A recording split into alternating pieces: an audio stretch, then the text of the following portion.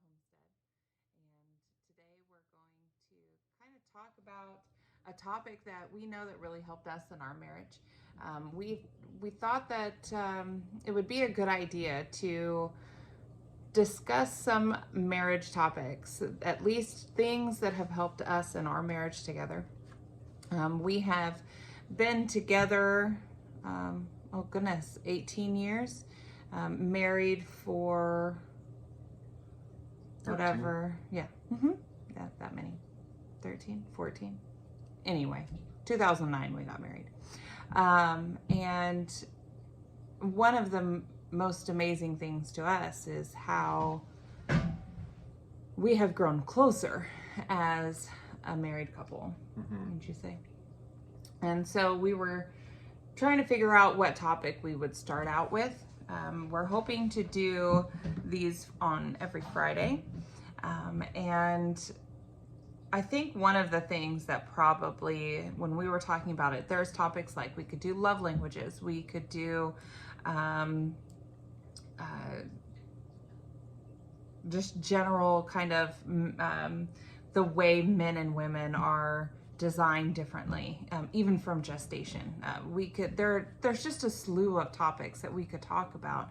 But one of the things that I think really was kind of a game changer for us early on in our marriage was, oh goodness, was it, how long ago did I do Sealed at Cornerstone? Oh, that had to have been probably 6 years. 6 years ago, yeah. So about 5-6 years ago, we're guessing. I don't know. I don't know for sure how long. I was leading a Bible study at the church we were going to, and doing this Bible study, I was doing some research into the differences between men and women.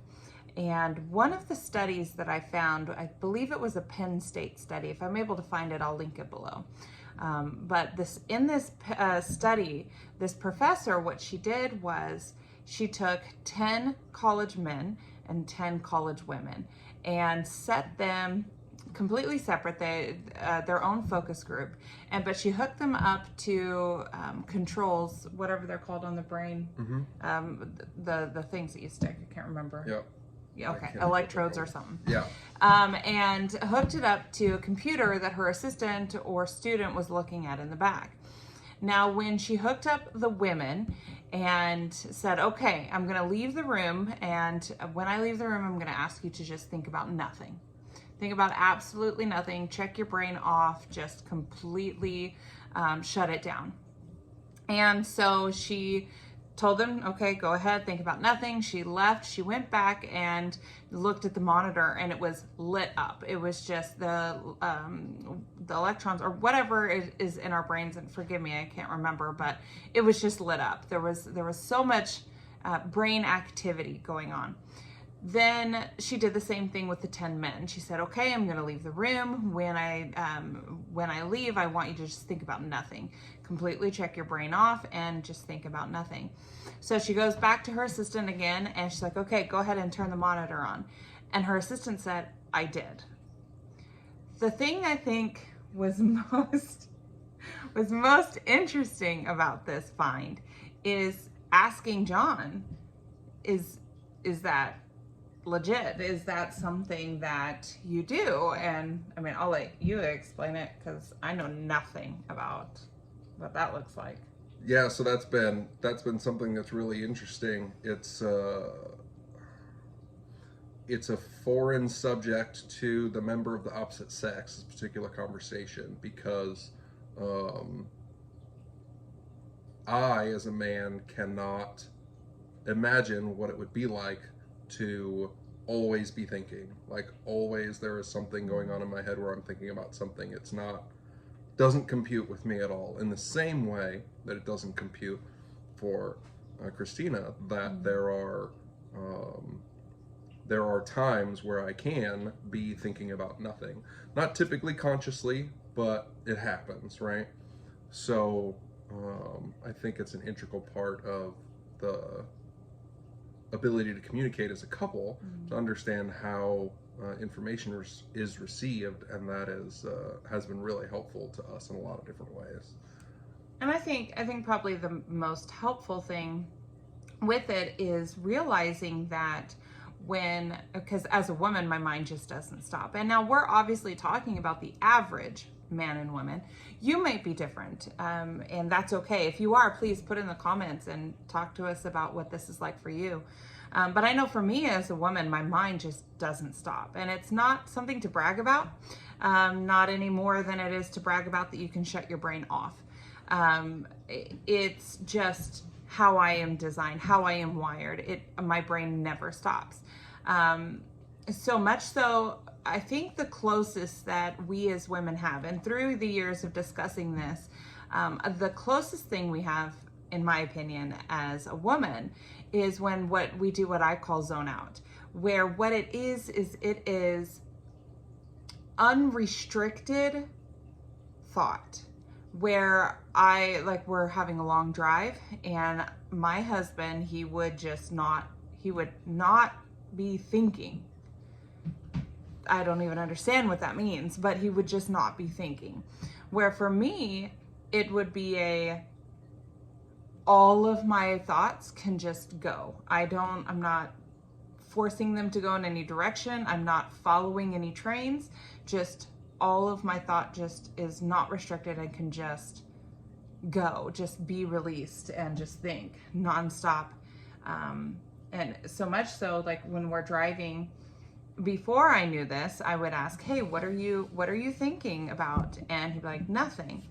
Well, for me as a woman, I don't understand that at all. So obviously he's hiding something. How can you not think about anything? That's not possible. So you must not want to tell me. And so what are you hiding? Okay. Why doesn't he want to tell me? Is he upset? Is he cheating on me? And as a woman who can just go, my mind just doesn't stop, then I go down those trains because it doesn't make any sense to me. So obviously it must be nefarious, which is not the case. Yeah. And the analogy that's good to use for this scenario is I'll talk about the men's structure. You want to talk about the women's structure?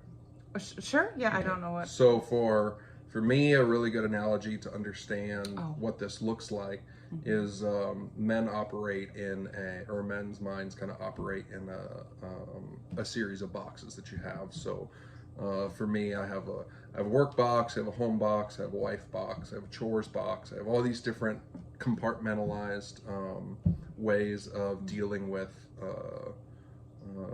going through my daily life. So when I'm at work, I'm there. I'm not thinking about home when I'm at work. Nothing about home is connected to my work unless something at work brings that up, but I have to shift from box to box, and there's a transition period from box to box. I've got to close one, open the next one, because as far as we understand it in general, men are more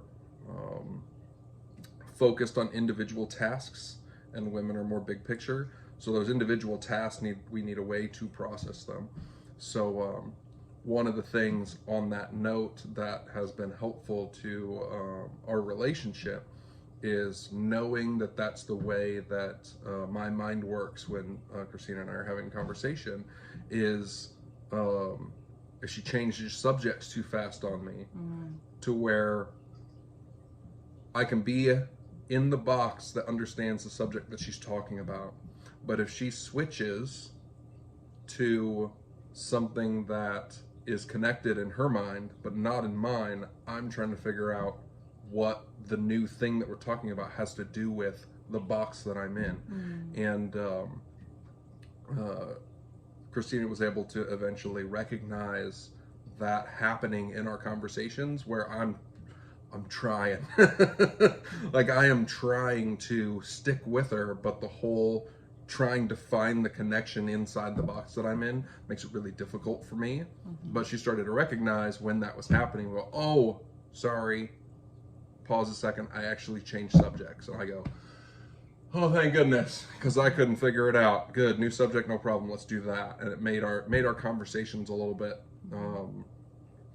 easier to communicate to each other. Right, and I would even go so far as saying, okay, where did I lose you? Where did we leave off in your mind?